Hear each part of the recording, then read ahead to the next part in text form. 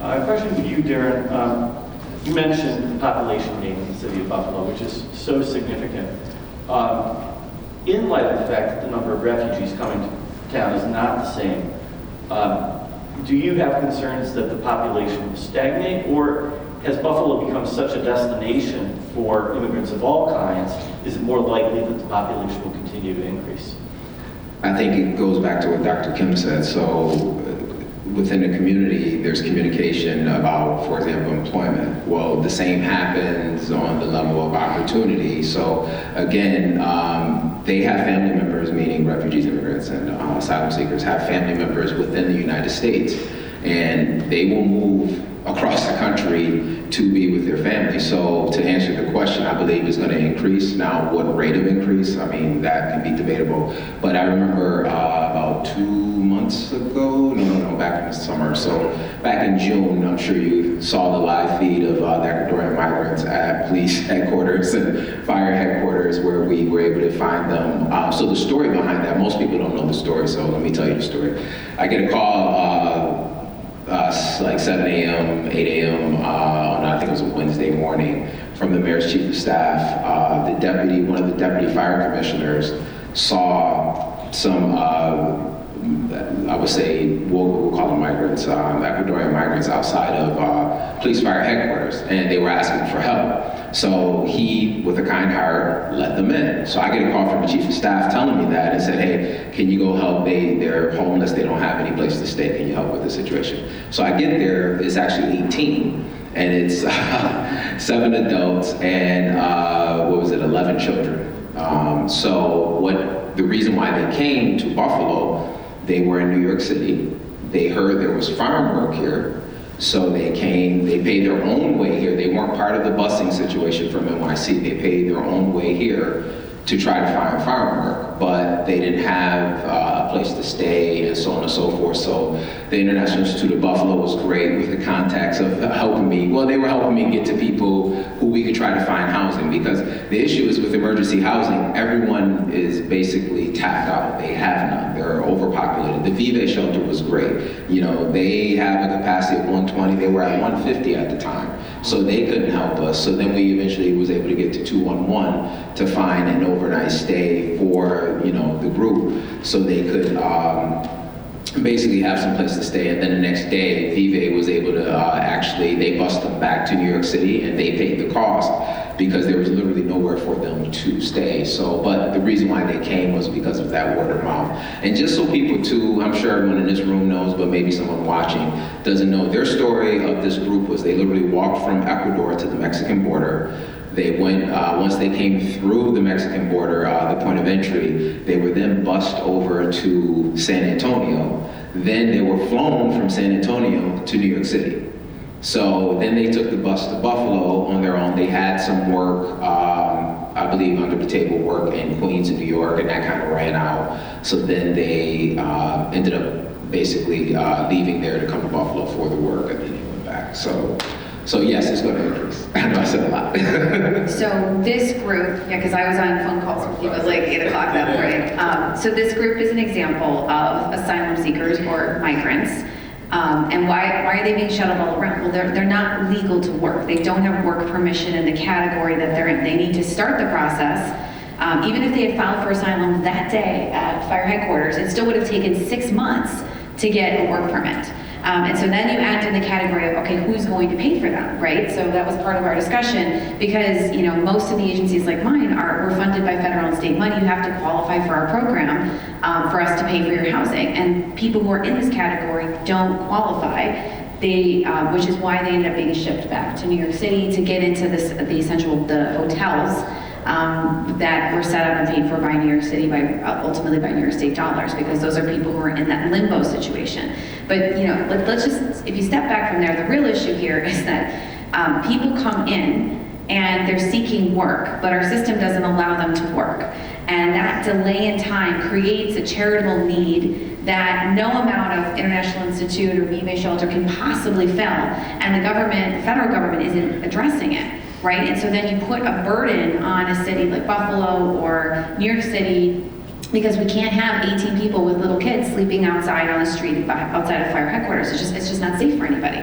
you know, and this situation has happened, this is just a small example, it's happened in Chicago, and Philadelphia, and New York City. New York City is beyond its ability to serve people. They have over 100,000 people in their homeless shelter situation that are migrants, and they don't even have enough hotels to put them in.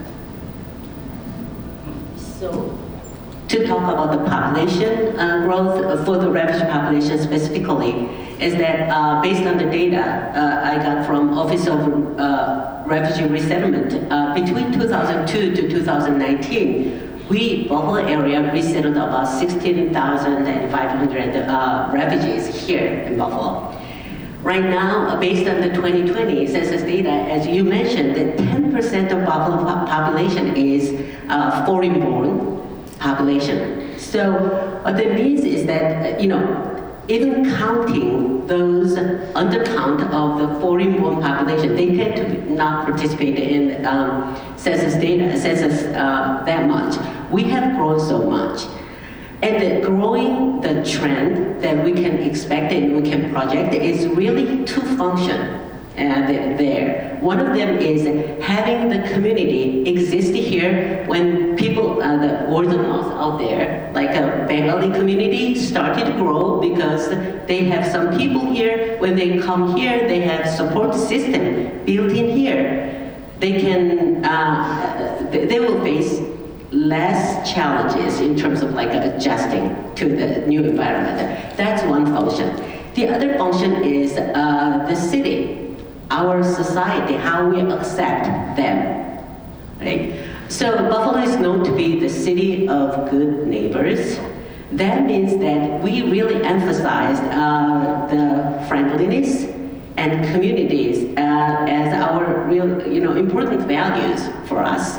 So having that, I think that helps. And the other thing is that in the past history, so let's say that Buffalo's history and economic development tells us that they, two of those factors are really close tied to the immigration. So Buffalo, like any other Rust Belt cities, we have learned that economic development come hand in hand with the immigration population, newcomers. So we have a very good reason and motivation for adopting more initiatives and policies to that welcome newcomers at the city level, at the county level. Those are the things we could do, knowing that there aren't much going on in the country as a whole. Jerry, I'm sorry, because I didn't want that story to go by that I told without thanking Buffalo Fire Department and the Buffalo Police Department. Everyone within that building was wonderful, meaning they went out of their own pockets and brought food for the families. They brought diapers for the children. They brought toys in, and they were really concerned and making sure that they had found a place. So it wasn't myself, it was the entire, I just want to make sure they get credit as well because they were wonderful during that time. I want to go back to the point that Bob raised about the difference between trying to hire refugees who are vetted and this new group of migrants that's coming in. Bob, is there anything that could be done in terms of work permits that would make it better, that would make the vetting more certain so that you would be knowing that you're getting an employee that, you know, really was someone who you want to hire? My simple answer would be just to have the state and the federal government work together on it. Because right now they're just butting heads. And the state says, here, fast track this for us, and there's been almost nothing coming from the federal government in that regard. Does anyone else have any thoughts on that question? I do. If I could only just rewrite our law. So before I offer my opinion, let me just explain the context of it. The reason why work permits are delayed for people who are seeking asylum is because a long time ago, like 20, 30 years ago, there were a lot of people who came in from Haiti who filed asylum applications because they wanted work permits, and it was determined that people were abusing the asylum system process just to come here and work.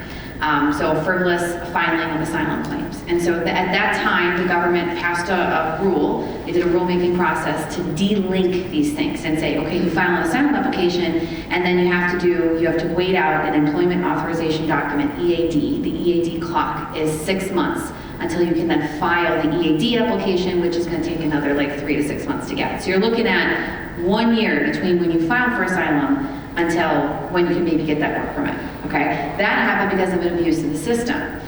Also, I'll mention that our system for humanitarian protection is based on being able to stay here if you've been persecuted based on something you cannot change about yourself.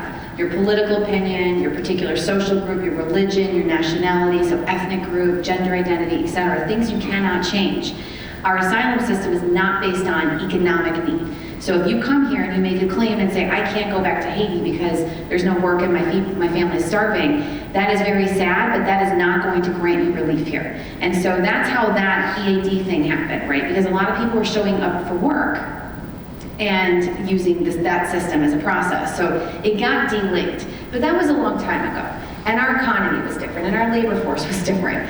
And we haven't updated anything, and in the meantime, we also haven't changed any laws other than add more people at the border for security. And so now when you have these big groups of people coming in, there's like two things going on here. We have so many jobs we can't fill, and we have people showing up who could work them. So, really revisiting that rule is essential, and unfortunately, I don't think it's going to happen due to politics and an election season and everything. But if I could wave a magic wand and write law, I would say, how about you create a special immigration status for these people who show up that's temporary? Maybe it's a year, okay? Let's call it some type of parole for a year and you get a work permit. No welfare eligibility, okay? But you can at least work for a year. We make them register, sign up, check in. Maybe they have to wear some type of monitoring thing that comes home, or I don't know. But that way we don't just lose them in our country, but they come back every year and they're checking while they wait for their case to be processed. So it's a combination of you must file for asylum, then you get that EAD permit. Let's say you have to file within 30 days of entry, okay?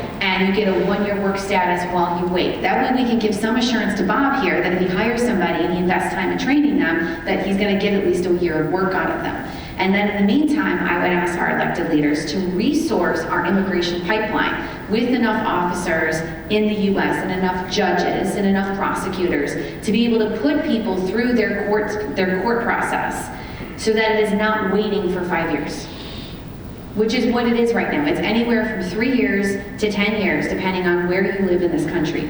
I yesterday just looked up what the asylum processing wait time was for a case that's in LA, this person that transferred here, and I looked it up, and she filed in 2018. She interviewed in 2019, and she's still waiting. And it looks like it would be 5 years. She's just waiting. It's not like she's been denied. It's not like it's gone for additional review. She's just waiting for that officer to sit down, write up the notes, and render a decision. So, these people could be working, but you have to, A, give them the work permit. You can't make them wait a whole year to do that. You can't put all that burden on the city or agencies like ours, okay? And in the meantime, create a process that you can at least check and make sure that they're paying taxes, that they're showing up for their appointments, have enough, use your enforcement mechanism to keep track of people so that way they don't disappear. Because right now when people show up, they're not going to be like, oh yes, we'll just wait a year. No, they're going to try to find a way to eat and pay for their family. And they're going to start working in the underground economy, right, where no taxes are being earned by our government. And people like Bob aren't able to benefit because he can't hire them because they're illegal workers. Would there be political resistance to the kind of system you're suggesting? I would have thought that there would be kind of a pull factor, that if migrants could quickly work here illegally, that more and more migrants would come. So that was the concern with the Haiti example from years ago, that we were concerned, our country was concerned in the history books that I read, in law school, that we were not open for business for everybody. And I see that argument, I do, but I think that was a different time and a different economy. And while we continue to have our lawmakers not meet and discuss and decide what to do about people coming in, we're just hurting ourselves in so many different ways. We have a 4-year political election cycle, and it's become more and more partisan. And so this topic is always weaponized, unfortunately, and never really deeply discussed, and so we never see progress. So you're the reporter who covers all the politics and things, so you could tell me what you think, if you think it's going to change or not. But I look at it from this system and I think nothing's going to change until we get through this next presidential election cycle. We've had president after president come and go, and yet no immigration reform since 1987. What do the rest of you think about that? And do you think there is any hope of Congress ever in our immediate future addressing this issue?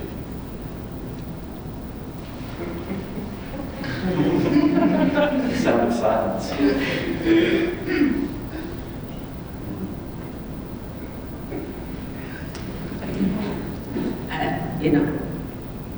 I'm going to just talk. The immigration is a contentious issue because when accepting newcomers into the country, it inevitably brings in some of, the social, economic, and political consequences. But we also know that throughout the history, in the United States, the influx of immigration comes with our needs and also economic prosperity. So what it tells us is that the United States need people to come and work in the cities to economic running. That's the truth.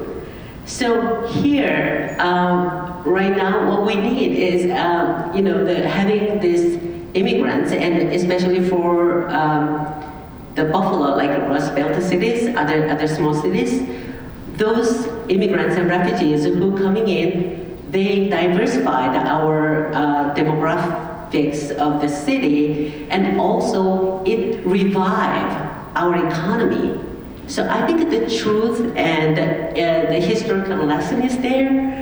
If we really think about what the benefit of accepting people, we have to develop some kind of systematic way of accepting people.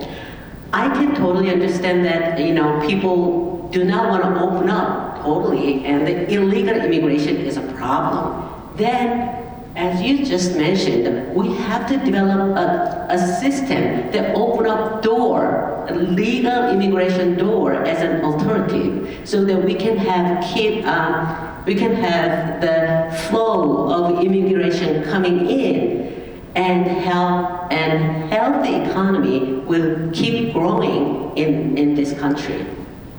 But I don't have an answer for you if it's going to happen or not, right? Okay, so some of the things I want to say will be better left for us talking about it over drinks. But the one thing that I cannot understand, and Jenny is the one that kind of got me thinking about this probably a year ago, which I just still cannot process. If you're going to let people into the country, why not let them work?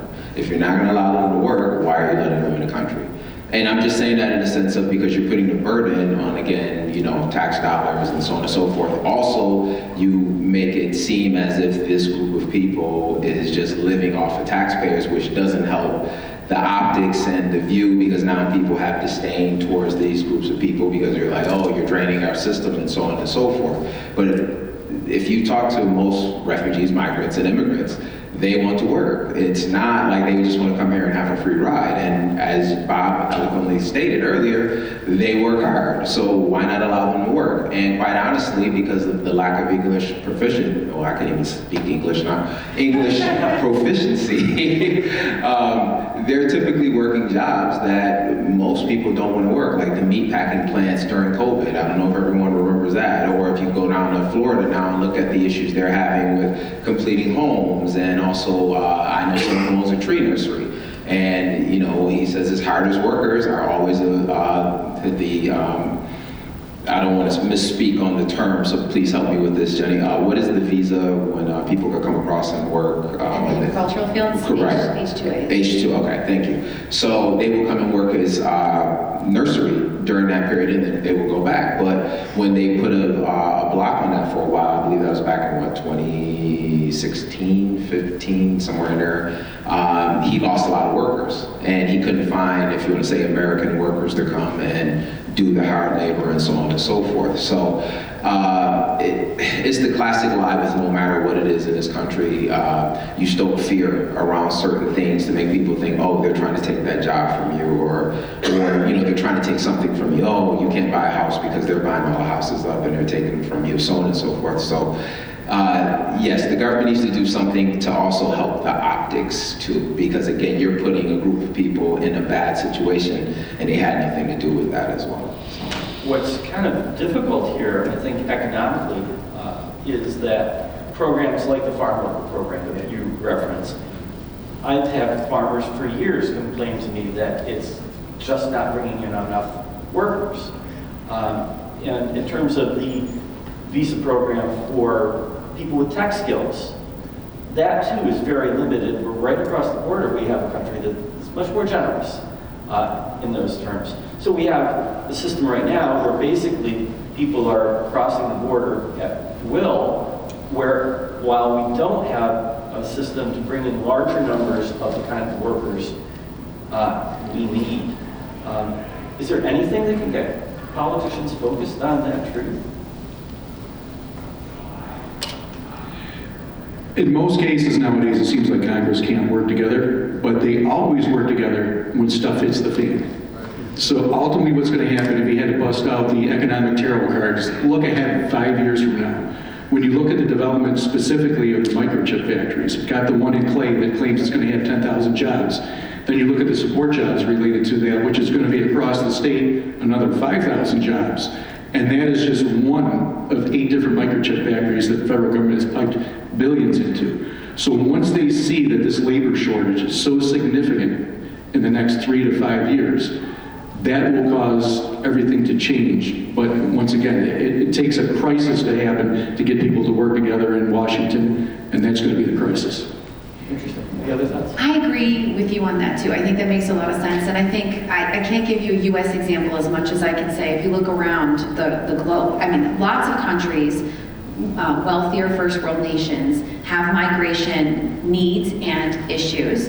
Like look at where the World Cup was held. I forget what country hosted the World Cup in the Middle East. Qatar. Yes, I'm not a soccer watcher, but they had to build, over a course of 10 years, they had to build a ton of stuff, a bunch of stadiums, right? And so what did they do? They brought in a lot of labor. And to do that so quickly, because they had a need, they had to be ready, they almost didn't get awarded the World Cup, right? My concern in this type of example, like you're not talking about microchip factories, is when we finally hit that, like, oh, we do need labor, I want to make sure that people are brought in and treated well, and that we don't exploit them like we've heard in other settings, right? So there needs to be an actual established plan. All we've had done since, the 80s was one big reform happened, and then after that it's been little nibbles at, okay, well we need nurses, so we'll create a special visa for that. Okay, well we need people to invest here, so we'll create the investor visa, But we haven't actually ever overhauled our immigration system. And that's why our neighbor to the north, Canada, is doing so well, because they did overhaul their immigration system. It is not based on family or ties, it's based on need. They give like a point system based on, do you have a US, do you have a Canadian tie? Do you have the critical needs skills? They have a short list of categories they need to fill, and that's how they're able to bring people in quickly. We can't come to agreement on that, and so we've done these little nibbles and like H-2As and nurses and et cetera, but maybe some big economic need that hits us in 5 years will force that forward. And if so, then I hope an intentional discussion happens at the same time about treating people well and bringing them in and not, just carting them in to work at this place and then shipping them back. Because that's never going to work either. The minute you bring people into your community, they become part of you. And if you mistreat them, then you create a subclass, and that, as we've seen historically, never works. So we have to make sure that people who are allowed to come here should be allowed to stay here and are meaningfully supported in that as members of our community. So, can I add to that? Yeah. So in my research, I study Asian refugees, which is a very relevant population in Buffalo. So their goal is integration into the host society. When you say treat them well, that's exactly what needs to happen with this population. A meaningful employment with adequate wages can really improve their the economic security and dignity, so that will help them have a good health and mental health. So if we treat them well and find a good gainful employment for all of them, and with a good, nice the wages, will lead us to have happy and productive members of the society that added to our economy and the society as a whole. So treat them well is very, very important.